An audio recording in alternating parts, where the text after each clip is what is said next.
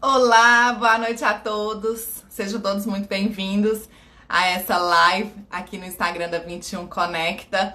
E com frequência a gente traz um convidado aqui e hoje a gente vai receber a Ludmila, fisioterapeuta. E hoje é Dia Mundial da Fisioterapia e por isso que é tão importante a gente vir aqui e conversar um pouquinho sobre o papel do profissional de fisioterapia especificamente na síndrome de Down. E a gente sabe o quanto que conhecimento faz diferença na vida das famílias e empoderar as famílias sem conhecer não é possível. E por isso que a gente sempre vem aqui profissionais que fazem a diferença na vida das famílias. Ei, Ludmila! Olá, boa noite. Tudo bem, e você? Seja muito bem-vinda, tudo Muito jóia. obrigada. Obrigada por ter aceitado esse convite. Imagina. É sempre uma honra e uma felicidade enorme receber os convidados aqui e trazendo sempre conteúdos, atualizações e informação para as famílias. E você, como profissional da fisioterapia, fazendo diferença aí na vida dos pequeninos, né? De preferência dos. Quanto antes, como é que é isso? Quanto antes começa. Primeiramente, me conta a sua história um pouquinho, assim, como é que foi essa jornada até chegar na fisioterapia, na T21. Fala um pouquinho pra gente, por favor. Então, Dani, primeiro deixa eu agradecer o convite, né? Vi que você falou aí sobre o Dia Mundial da Fisioterapia. Muito obrigada pela valorização à nossa profissão. É uma profissão que eu amo. Hoje, só qualquer pessoa que me pergunte, Aline, o que você acha da fisioterapia? Faça, só faça. Eu queria fazer fisioterapia. Faz que você vai amar. Eu, dentro da fisioterapia, não tem uma área que eu te falo assim, nossa, isso eu nunca trabalharia. Tem as que eu amo, mas tem nenhuma eu te falo, eu nunca trabalharia. Né? A fisioterapia, trabalhar com o movimento humano é uma coisa que é incrível. Você saber que você pode proporcionar ao outro melhora de uma dor, um bom desenvolvimento, uma qualidade de vida, não tem preço que pague. Então, eu sou alucinada com a fisioterapia. Mas sobre o que você me perguntou da minha trajetória, né, na fisioterapia, inicialmente eu queria ser bióloga, né? Fui fazer curso técnico em meio ambiente, mas quando eu vi que é o mundo do meio ambiente, de mineradora, eu falei, não, esse mundo não é para mim. E eu já tinha passado pelo Hospital Sara Kubitschek, quando na adolescência eu machuquei o joelho. E aí eu ficava no setor infanto-juvenil do Sara. E aí eu falei, gente, se eu não for bióloga, eu quero trabalhar aqui. Então, meu foco inicialmente era trabalhar aqui. Dani, você tá me ouvindo bem? Tá tudo certo. Eu tô com um pouquinho de retorno aqui, por isso que eu fiquei na dúvida. Aqui Mas... tá tudo certo. Então ótimo. Então eu conheci o trabalho da fisioterapia muito assim, en passant, eu só de vista mesmo. E eu falei com a minha mãe na época, mas se eu não for bióloga, eu vou trabalhar aqui. Então, quando eu fui para a faculdade de fisioterapia, eu já sabia que eu queria trabalhar com pediatria, né? Já era uma certeza, assim, desde o primeiro dia da faculdade até o último. E aí eu fui atrás de estágios voluntários, eu queria estar na área, enchi o saco do coordenador. Eu me formei pela PUC e eu me enchi o saco do meu coordenador na época, porque eu não podia fazer estágio estando no 6º período ainda. Não podia, a PUC não liberava. Hoje eu sei que já mudou o currículo, mas na época não podia. E eu atormentei o coordenador e tal. A PUC tinha um convênio com a Associação Mineira de Reabilitação, a AMR, que fica no Mangabeiras. E eu atormentei. Ele falou, tá, então você vai só nas férias e só observacional. Você não põe a mão no paciente. Eu falei, tudo bem, eu quero é só ir. E aí, depois daí, eu me tornei voluntária lá durante o tempo de faculdade, fiz estágio curricular, extracurricular, tudo lá.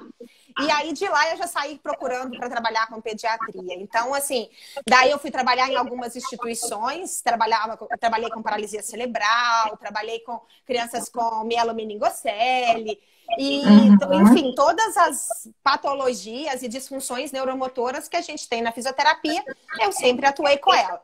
E aí eu fui fazer as minhas especializações. Fiz minha pós-graduação na UFMG em neurologia infantil. Fui fazer o curso do Bobat, que é o nosso carro-chefe aí para quem gosta de trabalhar com a pediatria. Né? E fui fazer os avançados e integração sensorial, enfim, a partir daí eu fui traçando. E mais recentemente eu conheci o Cuevas Medec, não sei se você já ouviu falar, Sim, sim. que é o CME, e hoje, de um ano e meio para cá, eu trabalho com o CME. Então, o tempo inteiro eu estou buscando estar atualizada dentro da pediatria. O que eu posso trazer para os meus pequenos é o que eu estou buscando. E a nossa proposta na 21 Conecta é exatamente isso, né, ô Ludmila? Trazer os profissionais que estão nessa busca pelo desenvolvimento, né, mais atualizados ainda, para que a gente possa conectar aquelas famílias que precisam do profissional para o cuidado, né? Sim. Precisa do apoio, da orientação e todo esse suporte. E é legal a gente construir isso juntos, né? Essa parceria e apresentar às famílias os profissionais. E qual que é a importância da fisioterapia na síndrome de Down? Tá, vamos lá. Como é que é? Muita gente me faz essa pergunta, principalmente os pais de primeira viagem, que chegam e me perguntam, mas para que eu tenho que levar meu filho na fisioterapia, né? Todo mundo pergunta. Então, assim, o ponto principal, uma vez eu ouvi de uma professora minha, e depois que ela falou isso, eu tive isso para mim, assim. A fisioterapia, ela não é para hoje. A fisioterapia é para amanhã.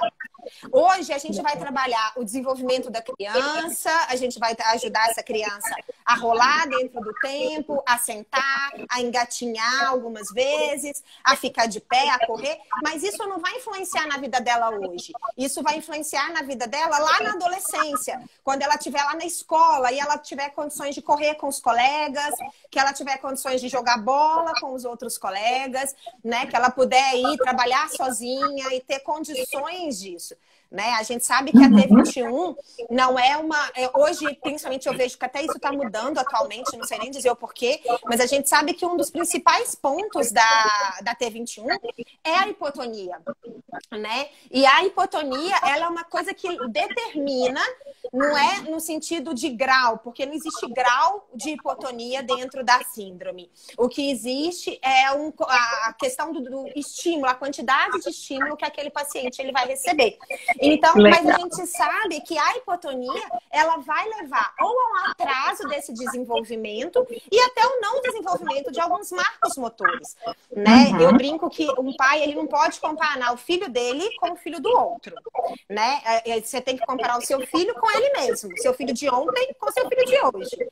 Sim. Mas quando a gente está falando em tratamento, a gente precisa ter uma base, uma referência. E a gente se referencia dentro da criança com desenvolvimento típico, né? Então, a gente sabe que os marcadores do desenvolvimento motor típico quais são, e a gente espera que a criança com T21 vá buscar esses marcos dentro. A gente sabe que tem um atraso, mas que esses marcos sejam desenvolvidos por causa da importância dele para o futuro, como eu disse, né? Então, a gente sabe, por exemplo, que o engatinhar, por mais fala assim, mas a minha criança não engatinhou. Ok, mas a gente sabe que dentro da psicomotricidade, quando ele for começar a escrever, isso vai fazer diferença. Ele pode até não ter engatinhado, mas a postura do 4 apoios, a postura de ficar de gatinho, o se sustentar com o bracinho esticado, os joelhos no chão, eles geram uma estabilidade na cintura escapular, que é a região dos ombros, e de quadris, que vão ajudar na estabilidade na hora de escrever.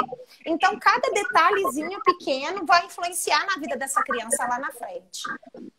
E por isso a importância, então, de acompanhar nos marcos referenciados, né? Sim, exato. Com o olhar criterioso, né? Sim. Assim, mas ter os objetivos e as metas a serem alcançadas. É o que eu disse, não é comparar um com o outro, não é isso. Mas é usar como referência para eu poder saber o que eu posso esperar dessa criança agora. O que eu posso esperar da criança aos 6 meses de idade? Ah, eu tenho que esperar a minha criança engatinhar para depois pôr ela de pé, sendo que ela já tem quase 1 ano. Para que eu vou esperar ela aqui engatinhar? Eu já vou botar de pé. E aí, não que eu vou esquecer o ficar de 4 apoios aqui, mas eu sei que com 1 ano de idade ela já tem que estar em pé.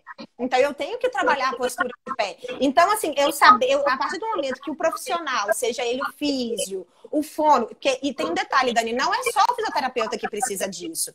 Todos os profissionais que vão trabalhar com essa criança precisam saber disso, né? Então, desde o pediatra, do neuro, até o nutricionista. Porque o nutricionista, ele tem que saber dentro da idade o que aquela criança já pode ser, de que ela já pode se alimentar, né? Então, até isso ele precisa saber os marcos de desenvolvimento. É fundamental para um profissional saber isso. Eu sou apaixonada com essa área, viu, Ludmila? Eu fico aqui Então, duas. de verdade, eu vibro. E eu, como mãe, né, assim, vi o quanto foi um divisor de águas, né? Um bom profissional, o acompanhamento adequado de fisioterapia, as estimulações e a parceria da família também, o tanto que impacta, né, no desenvolvimento. É. Pode Dani, é uma coisa que, assim, teve recentemente um estudo, uma revisão sistemática que está sendo super falada dentro da neuropediatria, que ela até não foi um estudo específico da T21, ele foi um estudo para paralisia cerebral, mas que eu acho que a conclusão do estudo e o desenvolver do estudo vale para qualquer patologia, ou para qualquer disfunção no desenvolvimento. Diagnóstico. Qualquer diagnóstico. Que, na verdade, é o quê? Eles viram que as técnicas, igual eu falei que eu trabalho, o Bobat, o TheraSuite, que é aquela gaiola que muitas pessoas conhecem, o PediaSuite, o Padovan, enfim, todas as técnicas que se existem, até aquelas que eu nem conheço, elas ajudam, mas nada é soberano a participação da família no tratamento dessa criança, né? Estão ouvindo, né, gente? Estão ouvindo.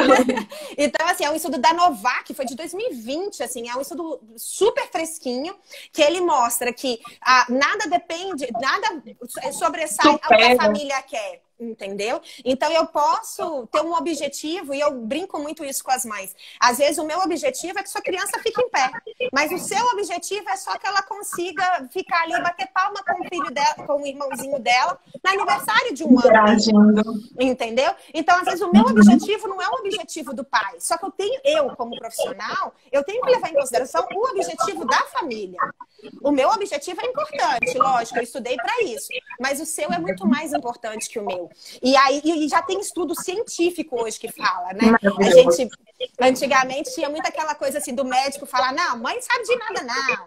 Não, mãe é tudo dramática, mãe gosta de exagerar, não é verdade? É assim que se falava. E eu acho que a cada E hoje dia é o contrário, né, Ludmila? Hoje está se fala o quanto que a família conhece a criança. Exato. A gente não conhece, ninguém conhece o nosso filho melhor do que a gente. Exatamente. E muito mais, né? Um bom pediatra é aquele que ouve. Exato. Exato. Eu falo, sabe, Dani, com essa pandemia, eu acho que, para mim, principalmente, foi um divisor de águas, principalmente nesse sentido. Essa pandemia veio para me mostrar exatamente isso. Porque até então, eu tinha lá aquela... não é possível. Não, ela não tá fazendo o que eu falei que era para ela fazer. Olha pra você ver. E aí, com a pandemia, eu tive que entrar na casa dessa mãe através do teleatendimento. E aí eu vi que em casa ela faz. Porque muitas vezes a mãe chega pra você, não, mas em casa ele rola. E aí você fala assim, aqui rola nada. Ele não tá rolando aqui, como é que ele rola em casa? De desmentir a gente, né? Exato! E aí, com o teleatendimento, com a pandemia, eu passei a ver ali em casa, no ambiente que é dele, no ambiente que ele conhece, que ele se sente seguro. E eu comecei, gente, não é que ele rola mesmo? Eu tava exagerando, entendeu? Às vezes, Ludmila, você acredita que ele senta, Ludmila, ele fica sentado pra brincar, pra pegar tal coisa, tal biscoitinho. E eu falo assim, não, aqui comigo não senta, tem 2 semanas que eu tô com ele e ele não sentou ainda. E aí você vê, gente, realmente é o ambiente que a criança tá. Então a gente tem que levar isso em consideração. Sabe, o pai e a mãe, é claro. E a conexão da família, né? O envolvimento e conexão da família, o ambiente todo. Exato, é assim, a gente tem que ter parcimônia, óbvio, mas a gente tem que levar assim o que a família tá falando, o que a família tá querendo, porque isso é importante. Legal. Ludmila, e a partir de qual idade que um recém-nascido, vou falar, já estou falando de recém-nascido. Já adianta. Com quanto tempo que uma pessoa com T21 pode começar as fisioterapias? Tá.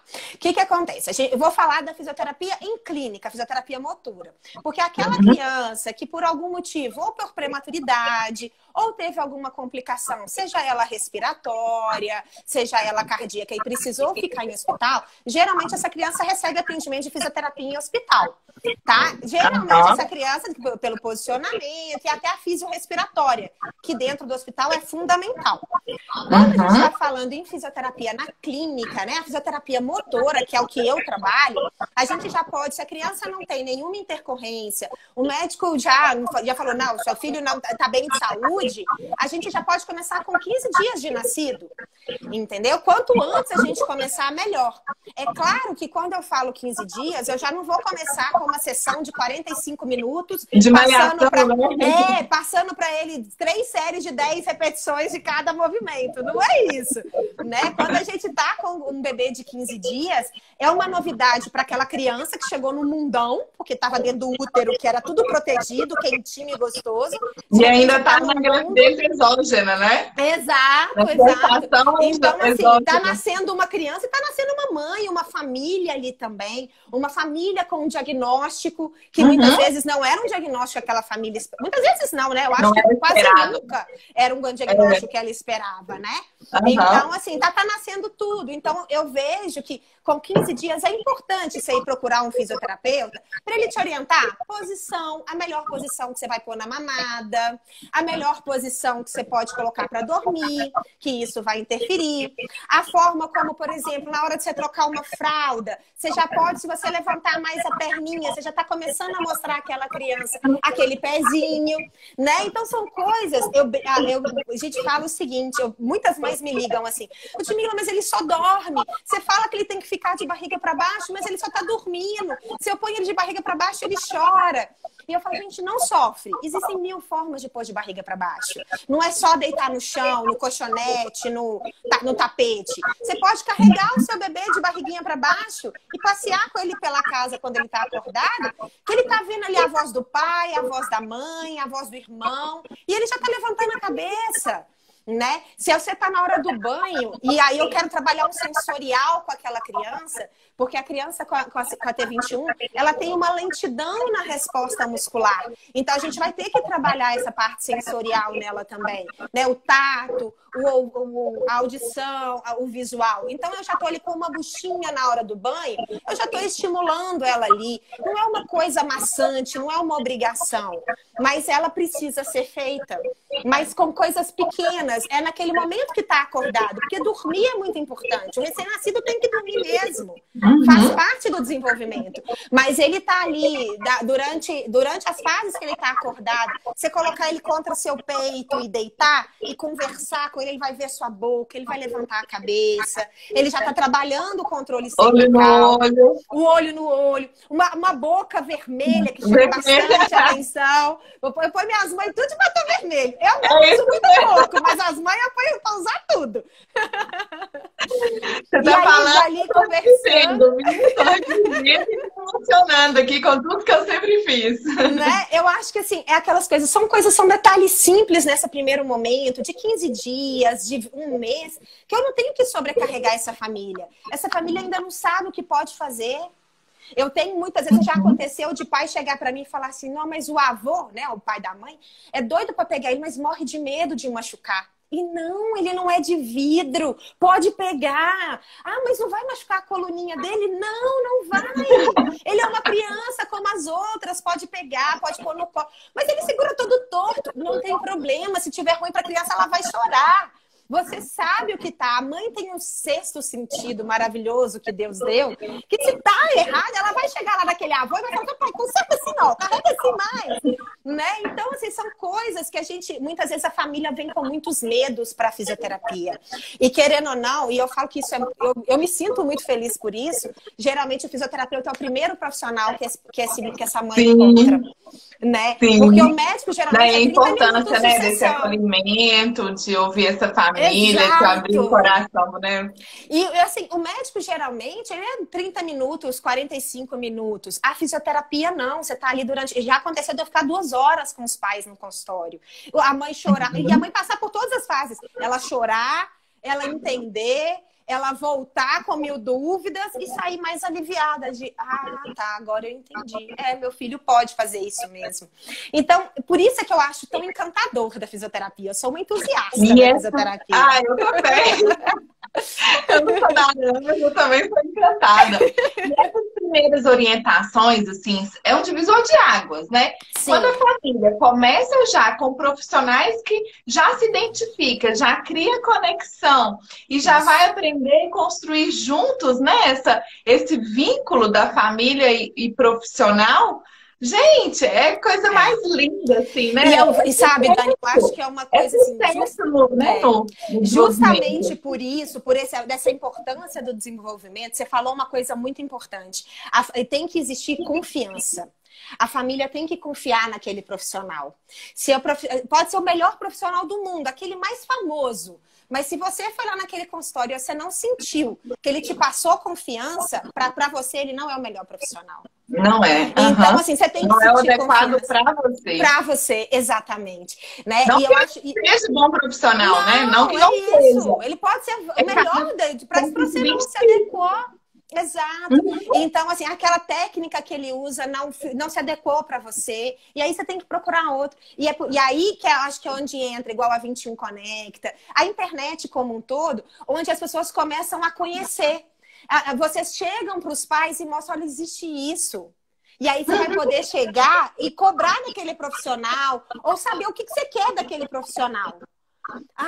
Eu ouvi dizer que é importante com 15 dias você já me orientar como que eu vou deitar ele no berço. Como que eu vou fazer um ninhozinho de fralda, de lençol, né? Para colocar ele ali com as pernas juntinhas, com as mãos juntinhas, para já começar a trazer a mão na linha média.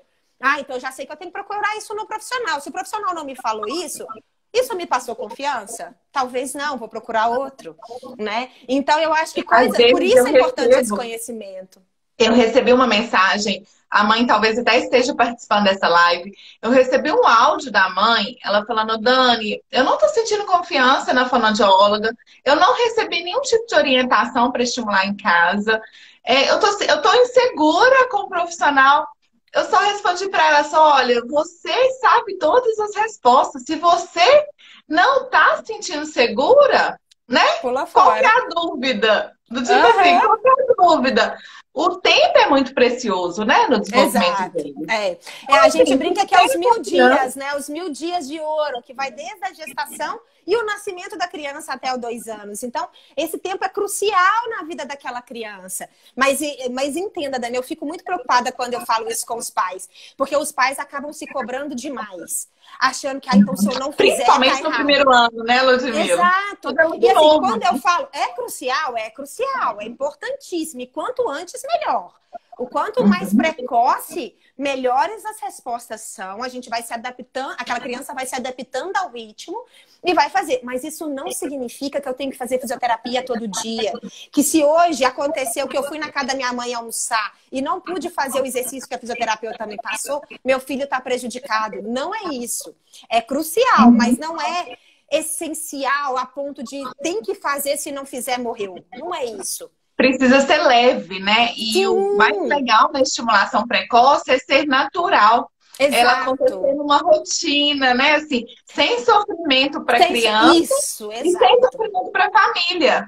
Exato. Né? Porque senão não acontece, a criança chora, a criança sofre, a mãe sofre. Sente a energia negativa, né? Sente a energia negativa. A ansiedade da família, né? Exato. E aí, muitas vezes, a criança não rende. Porque ela tá sentindo essa ansiedade. É muito engraçado. Você fala assim, mas ele é tão pequenininho, será que ele tá percebendo? Tá. O bebê percebe, ele pode não ter a consciência, mas ele percebe que seu hoje não tá bem. Ele percebe que nós profissionais não estamos bem no dia, porque a gente também não é santo, né? Que todo dia tá ótimo. Mas eles percebem quando a gente não tá bem. Imagina a mãe que tá com ele ali todo dia, que é o contato pele a pele. Né? Ele sente sim as angústias e tal. Então é por isso que é tão importante a pesquisa, o procurar o bom profissional, procurar na internet. Eu sei que a internet muitas vezes traz procura na 21 Conecta. Isso aí que eu ia chegar. Porque se você jogar só no Google, vem coisas que você fala assim, meu Deus, não faz isso.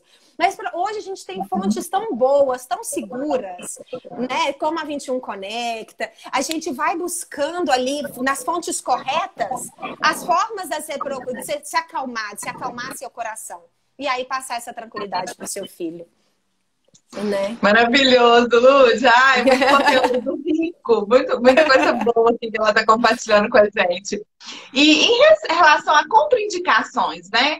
É claro que vem um encaminhamento, mas às vezes a gente percebe que por a criança ter algum tipo de cardiopatia, às vezes ela não é encaminhada para o profissional de fisioterapia.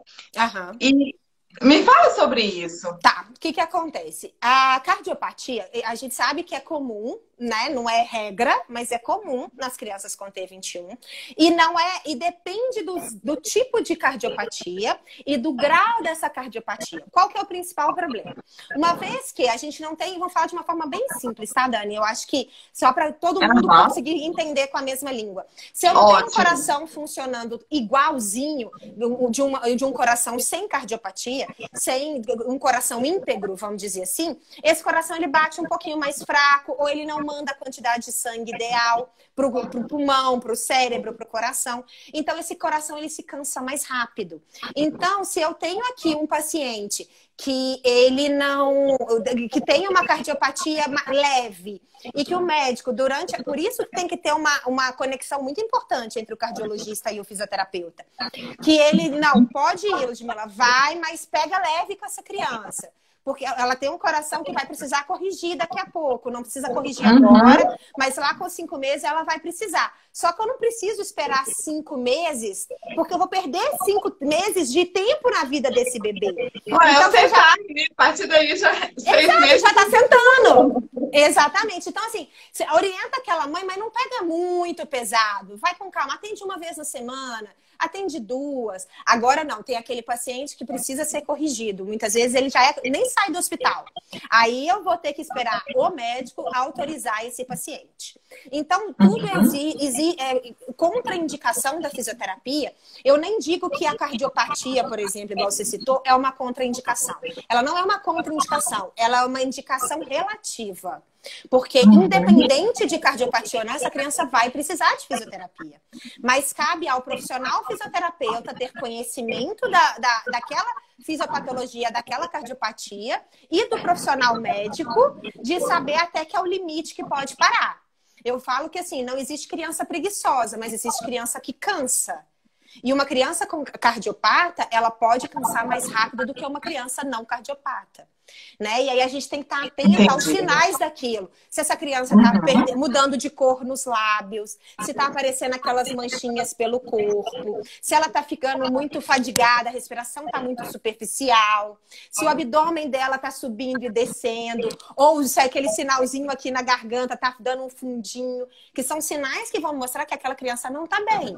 Então, cabe ao profissional que está atendendo ficar atento a esses sinais. Se for uma coisa que nunca tinha acontecido, diminuir a intensidade do estímulo e entrar em contato com esse médico e falar, ó, tem alguma coisa diferente. Mas não deixar de fazer, porque existem coisas, por mais grave que seja a cardiopatia, que forma de deitar ou de amamentar, tem crianças que só de amamentar já se cansam.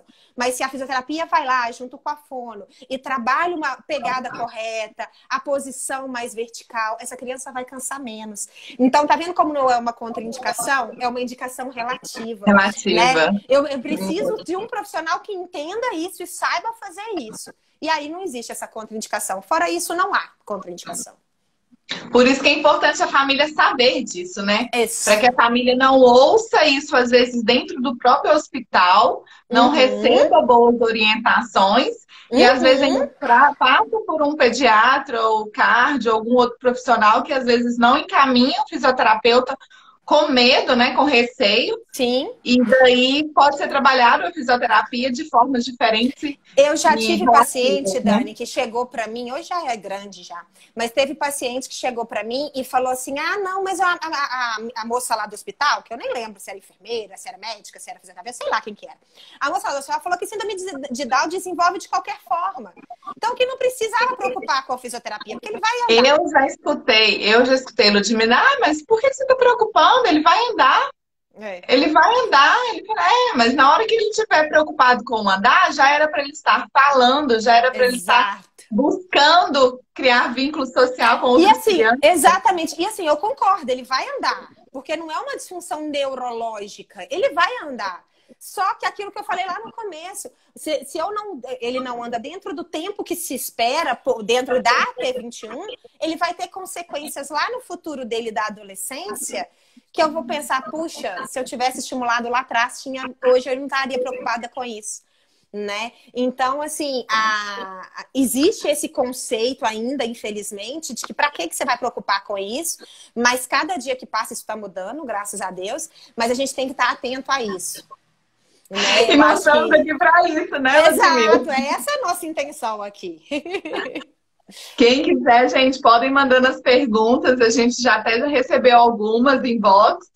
E eu tô aqui aberta, né? Tô lendo os comentários, várias famílias aqui falando sobre você, da importância que você tem na família. Eu não consegui ver. Família sem você. Isso é muito legal, né? É uma gratificação. Eu falo que assim, a cada pequenininho... Um comentário surreal aqui, Ludmila. Um comentário do céu. Até eu, pai ortopedista, dizia isso. Ele tá vendo? E que ele está aprendendo sempre, né? E muito legal essa contribuição, né? Essa equipe multidisciplinar e todos em busca do melhor desenvolvimento. E a gente é muito grato, né, por todos os profissionais que nos acompanharam. E hoje, né, até o pai que é ortopedista já pensa. Tá vendo? Eu falo, sabe, Dani, eu acho que não pode existir essa história. Não existe um profissional é melhor que o outro. Você tem que procurar fisioterapia? Não. Você tem que procurar fono, você tem que procurar TO, você tem que procurar. Não, você tem que. Todo mundo é uma rede. Existe sim uma questão de que normalmente a fisio se procura primeiro, junto com a fono. Se não junto, um pouquinho depois a fono entra junto, mas aí não é porque a fisio é mais importante que a TO, que a psicóloga, que a nutricionista. A diferença é porque muitas vezes a fisio vai dar a base para aquela psicóloga, para aquela TO trabalhar depois. Então não é que eu sou E mais às vezes importante. até orientar, né? Dependendo dos momentos. Pode trabalhar sentado que ele já está apto, né?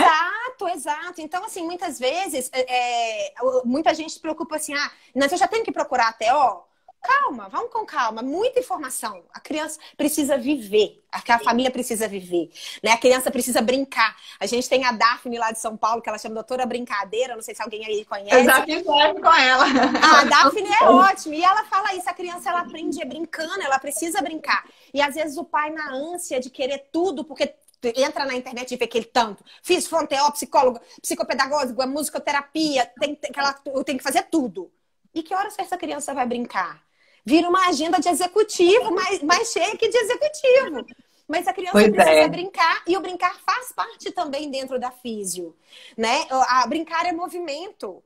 Se é movimento, tá casado ali junto com a fisioterapia. Então, o fisioterapeuta também tem que falar com essa mãe às vezes. Calma, peraí, vai com calma. Você vai ter tempo de fazer a musicoterapia, de fazer a hidroterapia, de fazer a eco, a natação. Você vai ter tempo de fazer tudo, mas calma, vive primeiro uma coisa de cada vez. E eu acho que isso cabe ao profissional também, dar esse freio muitas vezes. Porque a mãe tem uma ansiedade que é natural, é tudo novo. Né? É super natural. Né? Tô encantada. Muito lindo tudo isso, muito lindo mesmo. Eu fico emocionada e feliz e grata, viu, Ludmila? Muito mesmo. E vamos lá, então. Vamos falar um pouquinho sobre os métodos? Sim. O que você trabalha, né? Apresentando um pouquinho os métodos. Só perguntaram pra gente sobre o Cuevas, sobre o Padovani. Se puder falar um pouquinho de cada um, por favor. Tá.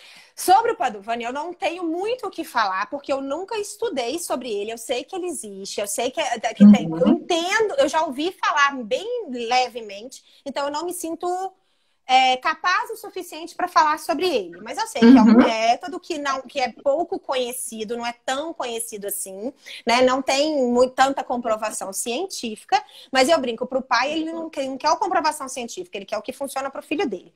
Então eu não vou falar muito sobre o Padovani por isso. Né? Eu hoje atuo dentro do Bobat, né? Igual me falei, eu fiz o curso do Bobat primeiro, que é um dos conceitos mais não vou dizer antigos, mas que é mais conhecido dentro do meio médico, né? Que é o conceito de neurodesenvolvimento, que ele vem sofrendo mudanças a cada dia que passa, e a gente sabe, e hoje o método ele se baseia em posturas ativas, em exercícios ativos, ou seja, não é aquele fisioterapeuta que deita a criança na cama e fica alongando, principalmente no caso da T21, apesar de que eu já vi, infelizmente, profissional alongando T21, não sei por quê, mas hoje o Bobat ele tem mudado muito nesse sentido. Muita gente associa o Bobat à bola, aquela bola grandona igual Pilates, e não é, Bobat não é bola. Muitas vezes a gente pode até usar, mas eu confesso que uso muito pouco hoje. Cada dia que passa eu uso menos ainda a bola. A própria Karen Bobat, ela logo antes de falecer, em alguns lugares ela chegou a dizer que ela nem gosta de bola. Que ela usou a bola num dos momentos. Então, assim, as pessoas associam, porque eu acho que é uma coisa que chamou atenção, né? Mas não é. Bobat não é bola. Associação, viu? É bom que eu tô aprendendo. Não, Bobat não é bola. Bobat não é bola, Bobat não é rolo, não é banquinho. Todas essas coisas a gente usa para ajudar o tratamento. Mas ele não está se baseado naquilo. Eu posso fazer um atendimento baseado no conceito Bobat sem usar nenhum desses acessórios. Mas pensando em alinhamento, em fortalecimento muscular, em desenvolvimento motor típico, né? Para me basear, para pensar no desenvolvimento atípico. Então, o Bobat, ele se baseia nisso, né? E aí a gente tem várias...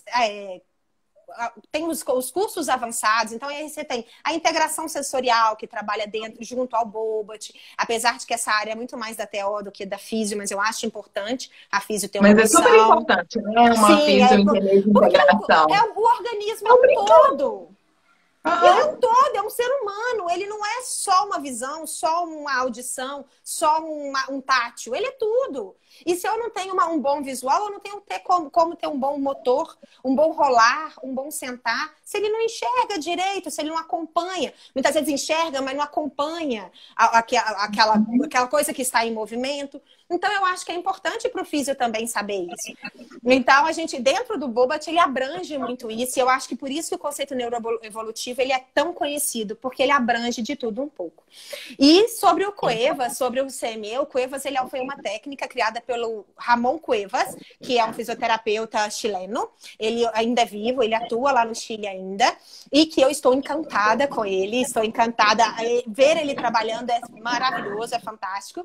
E a ideia dele, ele criou a metodologia dele a partir que ele começou a trabalhar na Venezuela com crianças com T21 e ele via que a fisioterapia tradicional nem era o Bobat, a fisioterapia tradicional lá de antigamente não funcionava. Ele não via as crianças tendo respostas tão bacanas dentro do que ele esperava. E aí ele começou a expor essas crianças à ação da gravidade. E a partir do momento que ele desafiava as crianças contra a gravidade, ele estimula a resposta reflexa daquela criança, porque ele parte do princípio de que todo mundo sabe, nós somos igual os macacos, todo mundo sabe ficar em pé.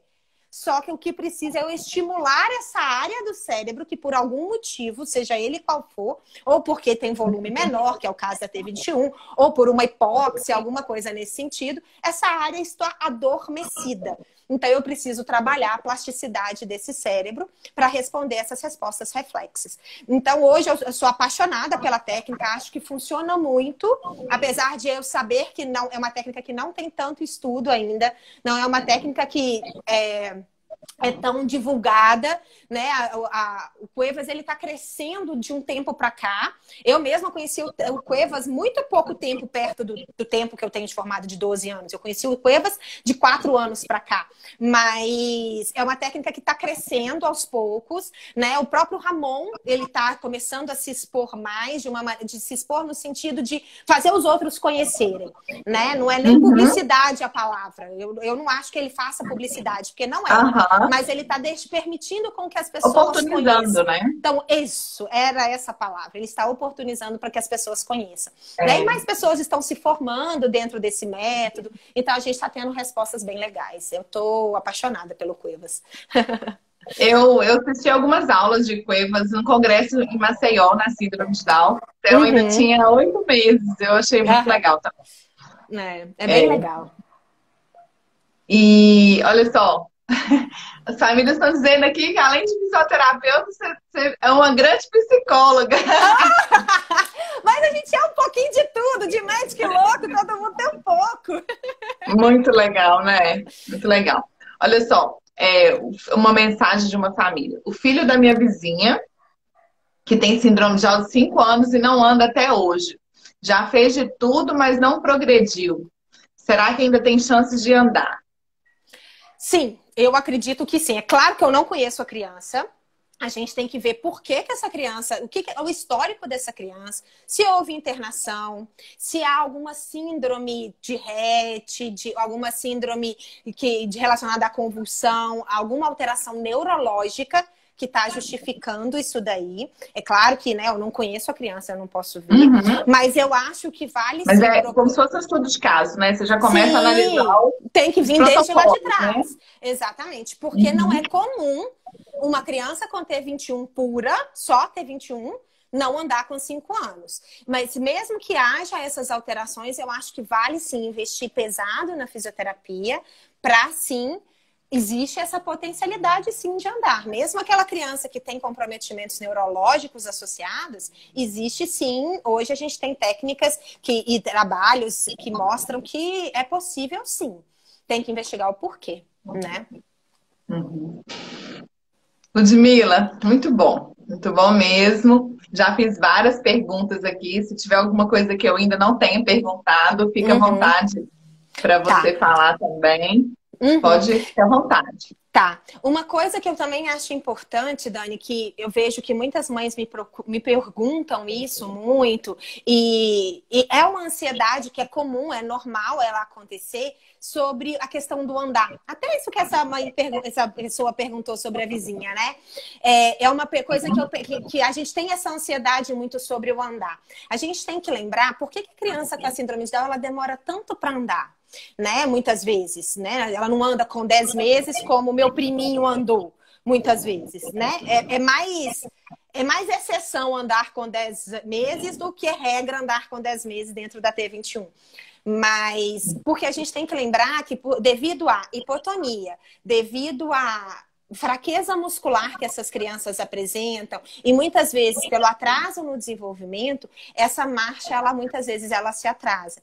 Mas mais que tudo isso, na verdade, eu acho que uma coisa leva a outra, a questão do equilíbrio, ela é muito importante para a criança com T21.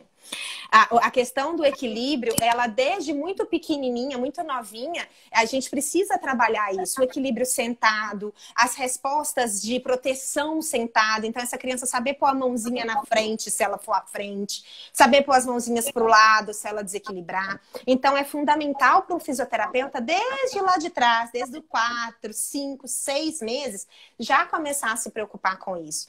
Porque, além de tudo isso, a gente tem que lembrar que dentro da fisiologia da T21, a gente tem um pé também, que é um pé muito flácido, né? Então, é aquele pé mais sem o arco plantar, que é aquele arquinho que a gente tem no pé.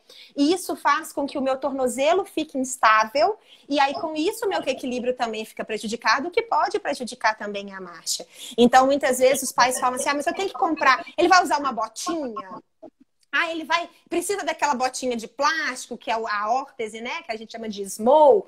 E assim, muitas vezes, a gente tem visto hoje, existem sim algumas indicações para small, que é aquela órtese fixa, pequenininha, mas muitas vezes um tênis é suficiente. Mas é legal que não é um tênis molengo, não é um all-star, é um tênis que abraça esse tornozelo e dá estabilidade a esse pé. É uma palmilha que muitas vezes hoje, cada dia que passa, a Roberta Mustak, acredito que muita gente deve conhecer, a filha do Dr. Zan Mustak, ela vem desenvolvendo aí, e a partir disso eu também estou trabalhando, a gente troca algumas ideias sobre palmilhas a cada vez mais cedo, porque se a gente for pensar, tá aí o pai do Theo para nos dizer, que a gente quando fala em palmilha para criança, a gente vai pensar lá na frente, com 6 anos, que é quando os ossinhos já estão todos formados. Só que dentro da T21 a gente sabe que a gente vai ter um problema lá no futuro. Então a gente já está começando a intervir desde muito antes, desde muito cedo. Precocemente, né? Precocemente. E isso está gerando em muitos casos, até um desmame dessa palmilha no futuro. Porque a gente já está gerando alinhamento desde muito cedo. Porque a gente já sabe o prognóstico como é. Então, assim, eu hoje estou trabalhando também com palmilhas. Tem pouco tempo que eu estou trabalhando com palmilha, mas eu já estou trabalhando e já estou tendo resultado muito legal com alinhamento de joelho, alinhamento de quadril. Nessas crianças bem pequenininhas, de 2 aninhos, eu já estou entrando com palmilha. E está funcionando muito legal. Até nisso que eu estou falando, no equilíbrio, está fazendo muita diferença. Ótimo. A Cris perguntou que a filha dela está com 3 anos e ela começou a pular com os 2 pés juntos. Não tem segurança para pular. Será que tem algo que ela possa fazer que consiga orientar? Sim, o pular é uma das coisas que eu acho que são cruciais para depois aí virar alta da fisioterapia, né? Eu brinco que a criança tem que andar sozinha, subir no degrau, ter essa dissociação de um membro e do outro, ficar em pé num pé só, e o pular. Eu acho que para mim, são os critérios de alta da fisioterapia. E pular realmente é muito difícil, né? Pra gente ter a explosão muscular, que é pra gente saltar, a gente precisa fazer um recrutamento de fibras muscular muito grande, que a gente não tem essa noção conscientemente, para acontecer essa explosão do salto. E aí, na criança com a T21, pela questão dessa insegurança gravitacional, dessa déficit de equilíbrio que eles têm, eles realmente têm muito medo. Só que a gente tem que lembrar que a criança com T21, ela imita muito a gente. Então, uma coisa que essa mãe pode começar é começar a brincar com ela mesma, a pular. Vamos gastar as calorias aí da mãe também, dos irmãos. Vamos botar todo mundo para trabalhar, pôr todo mundo para brincar. Então, assistir desenhos onde tem brincadeiras de pula. Então, você pegar lá no YouTube, brincar, que seja musiquinhas, mas que no meio da música tem o pula-pula, a criança, o bonequinho já garanto pula. Que o Patati e Patatá tem, viu? Ah, então, tá vendo? Tá vendo? Então, assim, a própria mãe pular, brincar, vamos junto? 1, 2, e só de começar a esticar, colocar ela num degrauzinho um pouquinho alto, um degrau de uma escada, o primeiro degrau, e dá a mão, começa dando a mão, vamos junto, e pula, e vem, e puxa de uma vez no susto, que aí ela, opa, o que aconteceu aqui? Na segunda vez a gente já pula. Ó, tem que dobrar o joelhinho junto com a mamãe e vamos pular junto. Então é muito no verbal e na imitação. A criança com T21, ela vai muito do visual. Então, a gente precisa fazer isso. Muitas vezes, brincar de pular no chão mesmo, sem desnível. Vamos pular junto, vamos brincar junto. Então, essa mãe, ela precisa fazer isso. Colocar música, associar, de que agora tem que pular. Estamos passeando na rua, na hora que passa lá o meio-fio. Vamos pular do meio-fio, vamos junto. Que aí ela vai conseguindo. Ela falou que brinca mesmo, assim, que adora música, do pipoquinha, vamos pular. Ótimo! Pula-pula é muito legal, cama elástica é muito legal, claro, com a mãe junto, mas a cama elástica, ela tem 3 anos, eu acho que ela falou. 3 anos. Então, pula-pula é muito bacana, muitas vezes, até aqueles jumper de academia, não precisa nem ser uma cama elástica grandona, aqueles jumper de academia também é muito legal, pular em cima da cama.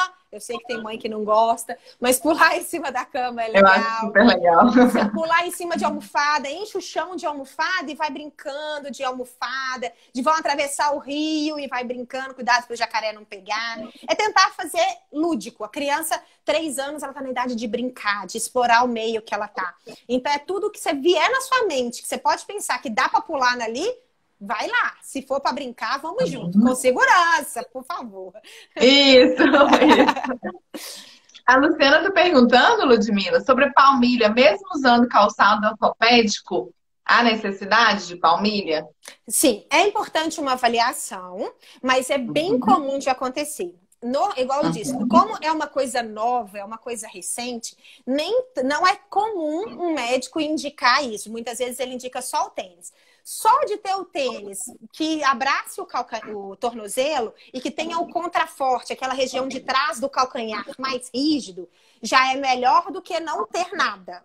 Mas se a gente tem a opção de também usar uma palmilha para trabalhar esse arco, porque o tênis não trabalha arco. O tênis só abraça o pé, só mantém. É igual um container. O que o tênis faz é manter o pé e aí eu tenho segurança para andar. mas o tênis ele não trabalha nesse arco plantar.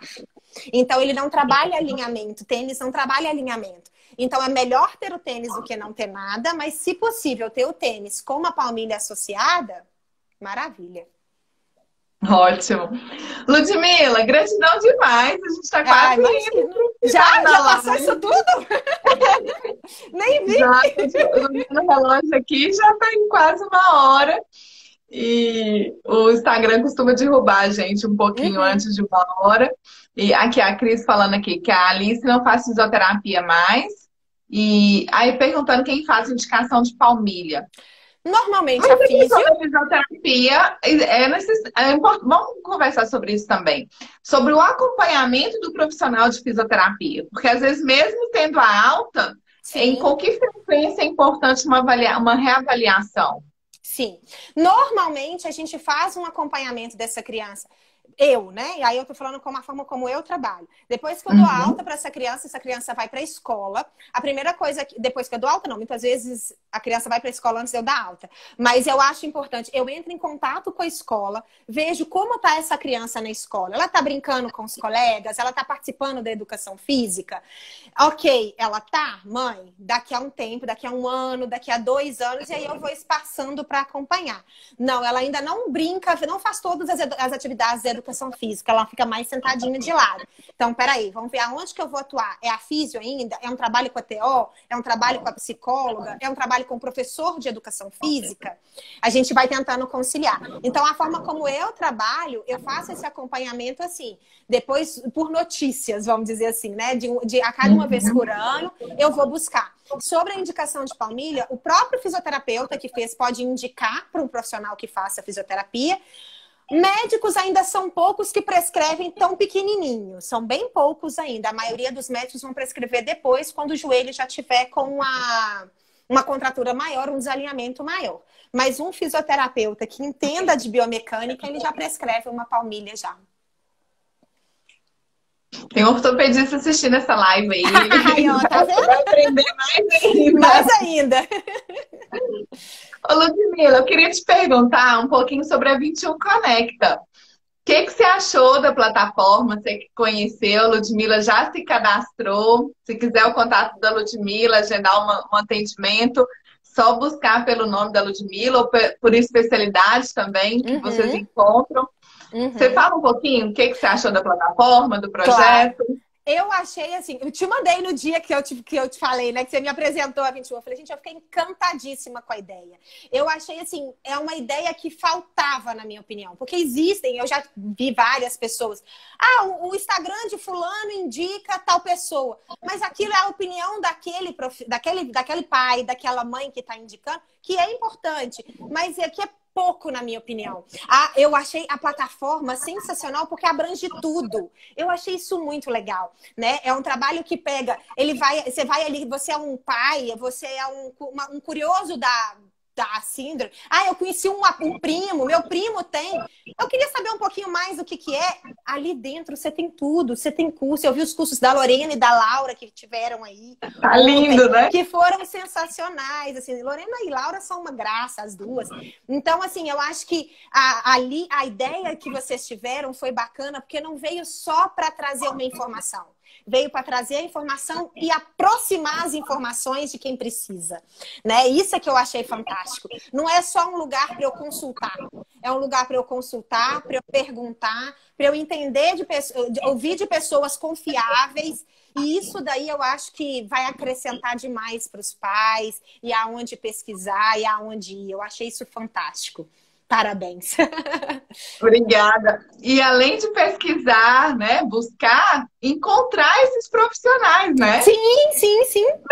O acesso, né, assim, buscar os profissionais que realmente estão ali preparados, os mais adequados para atender os nossos filhos. Sim. E não é uma questão de achismo, né? Ah, eu achei aquela menina legal, leva lá. Não, ali na plataforma você vai ter pessoas, são referenciadas, são pessoas que outros conhecem. Eu achei legal por isso. Não é só a mãe que indicou. Ali estão pessoas de confiança.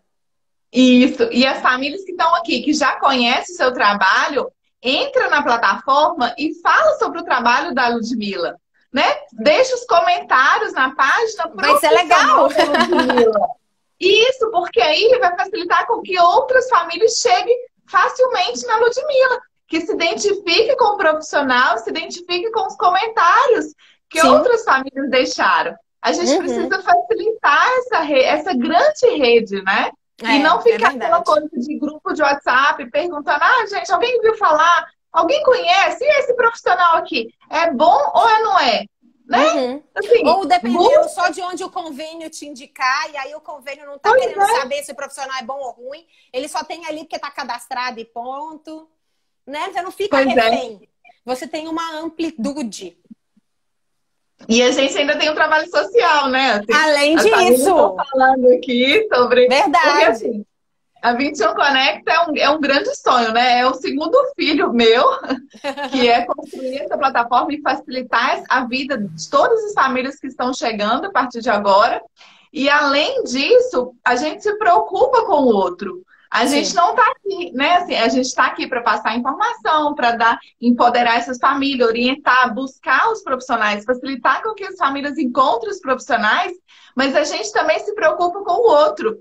E todos os eventos que a gente faz sempre tem um percentual social, a cota social, e a gente tem as parcerias com profissionais, né, Ludmila? Ludmila até falou, né, que está à disposição também em ajudar no que for preciso, porque aí os profissionais que também podem, de acordo com a disponibilidade do profissional, claro, sempre tudo conversado, profissional que tem interesse de ajudar uma família, a gente pode conectar com aquela família que vive em vulnerabilidade social. Sim, que não consegue são tantas, né? Terapias, né? Que são... E nesse mundo que a gente está agora de pandemia, então...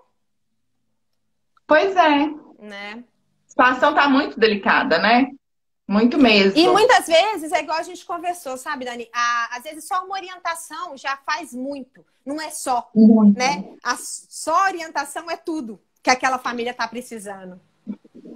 Verdade. É uma orientação correta.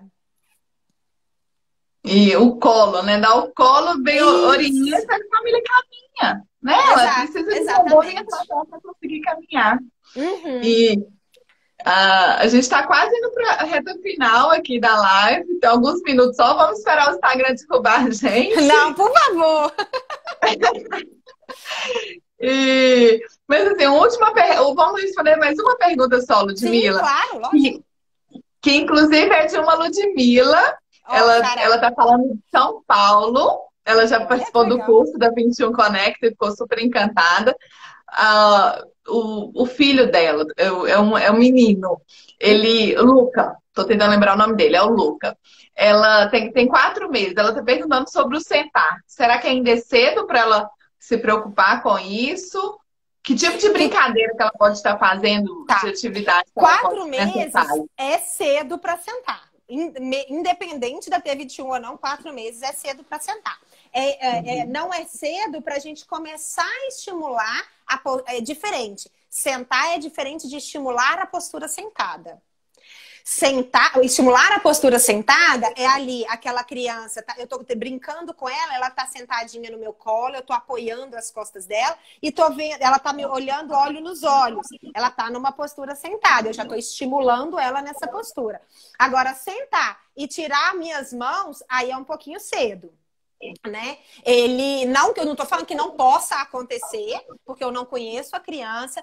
A criança, ela é muito fruto do meio. Se eu tenho uma família que é ali muito ativa, o tempo todo fazendo, colocando e estimulando e buscando e hiperestimulando aquela criança, talvez ela vai dar respostas muito cedo. Mas dentro do esperado, 4 meses é precoce, mas não que é impossível. Ela tá falando que ele quer sentar sozinho. Pois é, muitas vezes é porque a criança ela tenta querer sofá, ir. Né? Sim, é isso que eu ia dizer. Às vezes a criança no tentar ir ou começa a empurrar o corpinho para trás, esticar as perninhas, muitas vezes a gente acha que a criança está querendo sentar. E a gente tem que usar isso a nosso favor. Isso a gente ainda, dentro do desenvolvimento motor, a gente não chama de sentar, mas a gente tem que usar isso a nosso favor. Então é sentar ele na quina do sofá, é colocar dentro de uma caixa de sapato, uma caixa grande, tipo essas caixas de guardar brinquedo, forra aquela caixa, ele senta ele ali dentro. Aí não tem problema nenhum. Muitas vezes a mãe fica assim, mas aí vai machucar a coluna dele? Não, não vai machucar, porque você tá com um apoio. O que não dá é sentar ele e segurar só e soltar as mãos, né? Não é isso. Mas sentar e colocar as duas mãozinhas na frente, então vai ficar aquela sentada inclinadinha pra frente, aí tudo bem. São formas que você vai ajudar ele a estimular a sentar assim. Encantada. Ludmila, muito, muito, muito obrigada. Eu que agradeço. Verdade, foi ótima a nossa conversa aqui. Vai ficar salva no Mídia TV. Depois a gente ainda compartilha no YouTube para que mais famílias possam ouvir, mais profissionais também possam se atualizar, se informar. E último recado para todos. Bom, o último recado que eu tenho para dar a todos é: aproveitem o filho de vocês, brinquem com o filho de vocês, não aceitem falar que seu filho é preguiçoso, porque não existe criança preguiçosa. Existe sim criança que está com pouco estímulo, mas preguiçosa, isso não existe. Então, estimulem o filho de vocês, mas eu não posso levar na fisioterapia. Põe ele para brincar, não põe ele só na frente da TV ou só com aquele brinquedinho animadinho. Não, brinca com ele, vai pro chão com ele, rola com o chão com ele, aproveita a infância da sua criança. Eu acho 3 segundos. Esse movimento é o melhor.